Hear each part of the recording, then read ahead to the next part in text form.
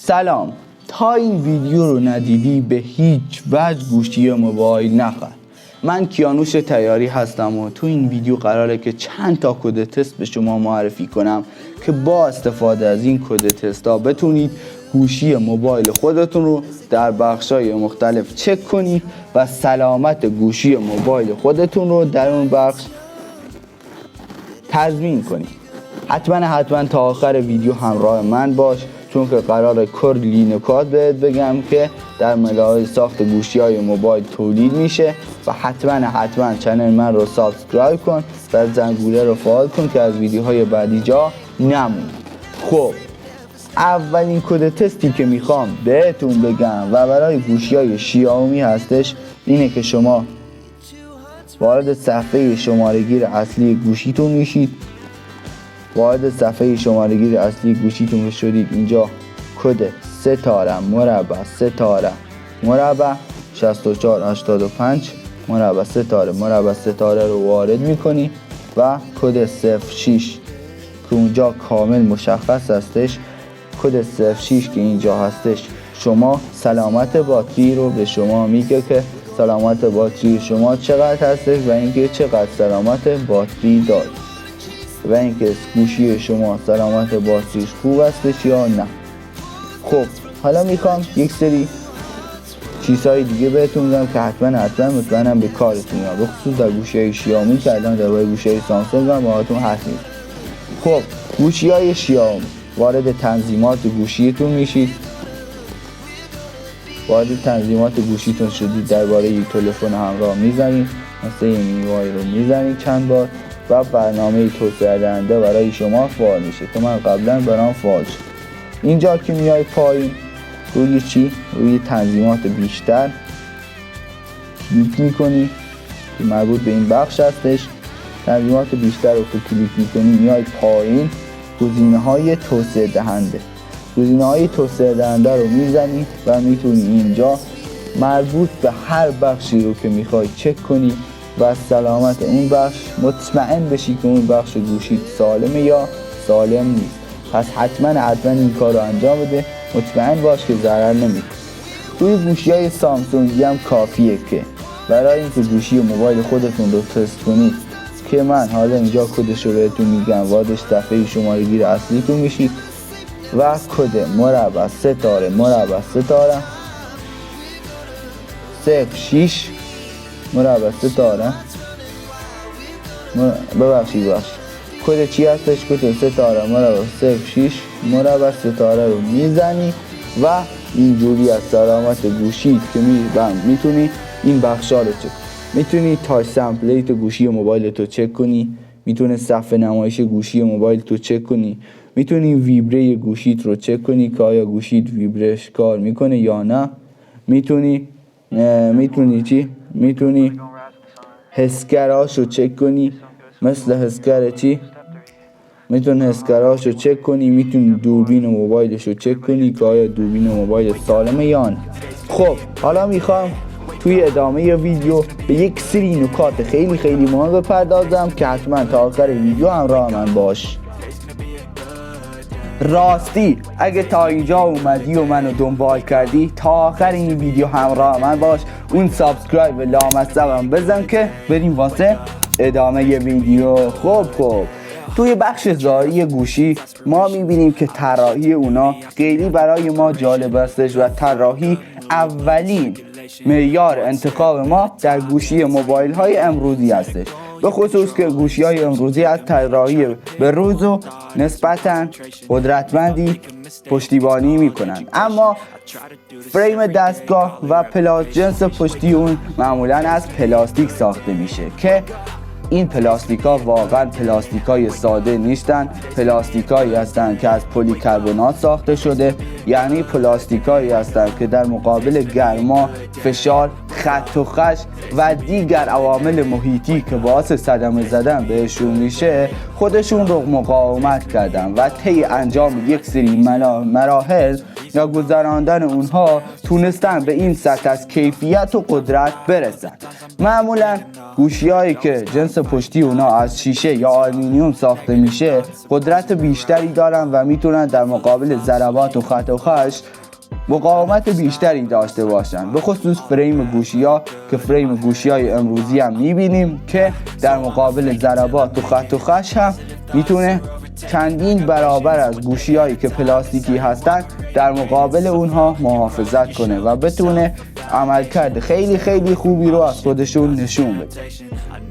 صفحه نمایش. آقا صفحه نمایش‌های گوشی‌های امروزی خیلی خیلی بروز هستن. گوشی‌هایی که امروز می‌بینیم صفحه نمایش‌های نسبتاً جدید و قدرتمندی دارن، اما معمولاً صفحه نمایش‌های AMOLED از صفحه نمایش‌های IPS و LCD بهتر هستن. اینو به اغماس همه گفتن و شما هم احتمالاً شنیدید که میگن صفحه نمایش‌های AMOLED خیلی خیلی بهتر از صفحه نمایش‌های IPS LCD هستن. دلیل اینم اینه که آقا صفحه نمایش‌های AMOLED هر پیکسل درون خودشون قابلیت این رو دارن که به صورت مجزا نور تولید کنن. یعنی هر پیکسلی که درون خودش یک کریستال داره و این کریستال ها میتونن درون خودشون اون نوری رو که باید ایجاد کنن. تصویر هم از تعدادی پیکسل تشکیل شده که هر چقدر تعداد این پیکسل ها بیشتر باشه کیفیت صفحه نمایش هم بهتره. مهندسان بعد از اینکه ماکت اولیه رو طراحی میکنن صفحه نمایش اون رو برای ادغام دادن با گوشی موبایل آماده میکنن و بعد از اینکه این ادغام رو انجام میدن اون رو از لحاظ اینکه چقدر با تاچ سمپلیت و گوشی موبایل مطابقت داره مورد تست قرار میدن. شما وقتی که یک عیبی برای گوشی موبایلتون پیش میاد، مثلا دچار سوختگی یا بلین صفحه نمایش میشه، صفحه نمایش‌های AMOLED معمولا اون پیکسلی که درش خاموشه و خراب شده فقط اون قسمتشه که تاچ سمپلیتش به خوبی کار نمیکنه. اما صفحه نمایش‌های IPS LCD چون که فقط یک منبع نور دارن و پیکسل ها این نور رو پخش میکنن، تمام صفحه نمایش از کار میفته و شما میبینید که فقط هیچ گوش دیگه هیچ عملکرد این به خصوص نداره. در مورد پردازنده، آقا گوشی‌های امروزی که میبینید از پردازنده های نسبتاً قدرتمندی براشون استفاده میشه، به خصوص پردازنده هایی که با پایه و نانومتر کمتری استفاده میشه که انرژی که در اونها در میره کمتره. چرا؟ چون که هر چقدر میزان و هر چقدر فاصله تولید کننده انرژی تا مصرف کننده کمتر باشه، انرژی که اون به این هدر میره و تبدیل به گرما میشه کمتره. به همین دلیلی که در معماری 4 نانومتری میبینیم که قدرت پردازشی 100% و نسبتاً قوی رو به ما میده، چون که فاصله بین اون مصرف کننده تا تولید کننده خیلی کم هستش و اون انرژی که اون به این هدر میره خیلی خیلی کم هستش و اصلا فضای اشغالی داخل پردازنده وجود نداره. اما پردازنده های 12 نانومتری فضای اشغالی بیشتری در خودشون دارن و بسیاری از انرژی که میخواد برای پردازنده فرستاده بشه تا بتونه به خوبی اون عملکرد رو داشته باشه، این تبدیل به گرما میشه و دیگه اون عملکرد لازم رو نداره و شما رو از بازی کردن باعث میشه که زده بشی. حالا آقا این پردازنده ها بعد از اینکه مهندسان طراحان پیش همدیگه جمع میشن و میخوان که این رو طراحی کنن، این پردازنده رو از لحاظ ترکیب شدن با صفحه نمایش مورد بحث و ادغام قرار میده. چجوری؟ یعنی که آقا پردازنده حتما باید با صفحه نمایش ادغام بشه. چرا؟ چون که اگه پردازنده با صفحه نمایش ادغام نشه اون عملکرد لازم رو نداره و دچار اختلال میشه. به خصوص میبینیم که زمانی که گوشی‌های موبایل رابط کاربری یا سیستم عامل رو روی خودشون نصب میکنن، اولین چیزی که بهش دقت میکنن و خیلی خیلی مورد توجه قرارش میدن چیه؟ پردازنده هستش. شما در گوشی‌های آیفون میبینید چون که iOS هستش و پردازنده‌اش هم ایبایونیک اپل هستش و هر دوتای اونهاش حالا چه توسط خود شرکت اپل ساخته بشه چه توسط شرکت‌های دیگه، به دلیل ادغام بودن خیلی خیلی خوب اونها یک عملکرد پایدار و خوبی رو به شما ارائه میده.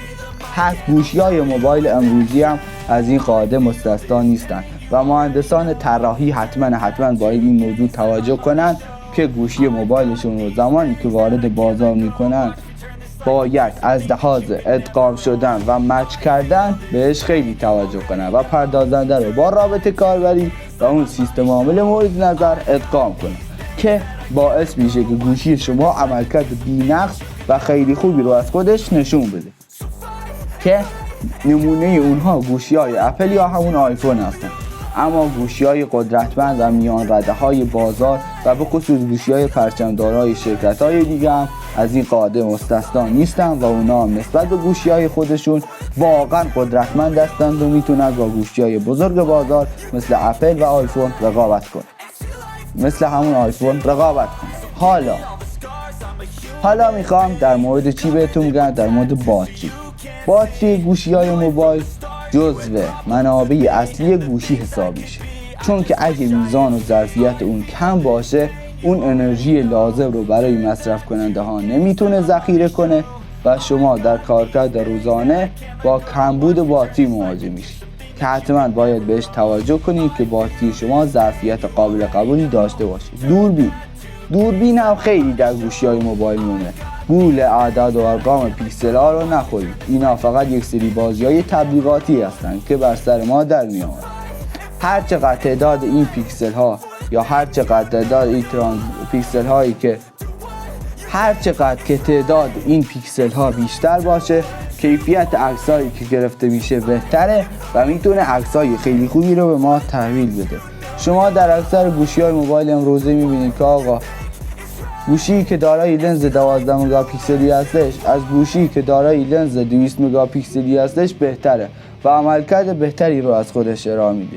این برمیگرده به همون کیفیت برمیگرده به همون تعداد پیکسل هایی که درون اون لنز وجود داره و میزان گشودگی دیافراگم که هر چقدر بیشتر باشه نور بیشتری رو به خودش جذب کنه و میتونه خیلی بهتر و خیلی دلنشین‌تر عکس‌ها رو برای ما ثبت کنه و منبع نور رو به خوبی شناسایی کنه و نسبت به نوردهی و نورپردازی عکس‌ها اقدام کنه و خیلی برای ما مورد توجه هستش و اهمیت فراوانی داره. خوش دستی گوشی‌های موبایل از مزیت‌های مهم اوناست. معمولاً شرکت‌های امروزی و کمپانی‌های بزرگ تولید کننده های گوشی موبایل گوشی‌ها رو به صورت کرو یا همون خمیده در میارن که باعث میشه گوشی‌های موبایل در دست ما یک احساس خیلی خوبی داشته باشیم. هنگامی که داریم باهاش بازی میکنیم هیچ گونه احساس خستگی نکنیم و ساعت‌های طولانی باهاش بازی کنیم. اندازه اون هم به شدت مهم هستش و هر چقدر که اندازه‌اش کوچیک‌تر باشه میزان کنترل ما بر روی صفحه نمایش و بخشایی از صفحه نمایش بهتره و میتونیم در بخشای بهتری اون رو مدیریت کنیم یا با استفاده از یک دست هم حتی باهاش کار کنیم که این هم هر میگرده به همون استراتژی های شرکت موبایل که فرق داره. حالا ممنون از اینکه تا آخر این ویدیو همراه من باشید. سابسکرایب چنل یوتیوب فراموش نشه که باعث دلگرمی منه. لایک کامنت بذارید، برای دوستاتون هم به اشتراک بذارید. دمتون خیلی گرمه. مرسی از اینکه تا آخر این ویدیو همراه من بودید. خدا نگهدار شما.